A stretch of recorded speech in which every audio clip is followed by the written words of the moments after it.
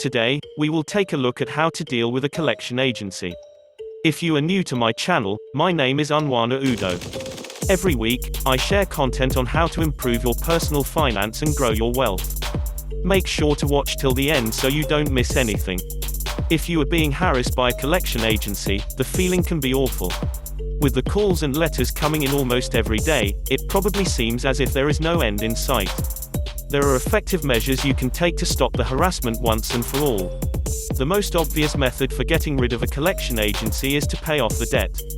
However, the fact that the debt has reached a collection agency is probably a good indication that you are unable to make your payments. If you have a trusted friend or family member, maybe you can explain your situation and borrow the money from them. The fact is that the sooner the debt gets paid, the sooner the collection agency will stop contacting you. Let's assume that you do not have the funds to pay off the debt. Your best option is to never ignore the letters or the calls. It may be scary having to speak with the collection agency, but ignoring them will only make the situation worse. Most collection agencies are usually interested in hearing your side of the story, and they will be more willing to make arrangements favorable to you. Let them know that you are not avoiding the debt and that you are committed to paying the debt off.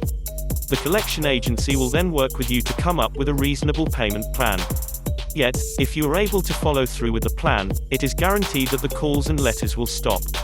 So, what happens if you are contacted by an aggressive collection agency that is not willing to make an arrangement? These agencies are few and far between. The days of browbeating a debtor are non-existent.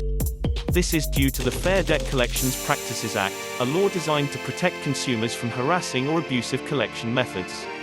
The statute's stated purposes are, to eliminate abusive practices in the collection of consumer debts, to promote fair debt collection, and to provide consumers with an avenue for disputing and obtaining validation of debt information in order to ensure the information's accuracy.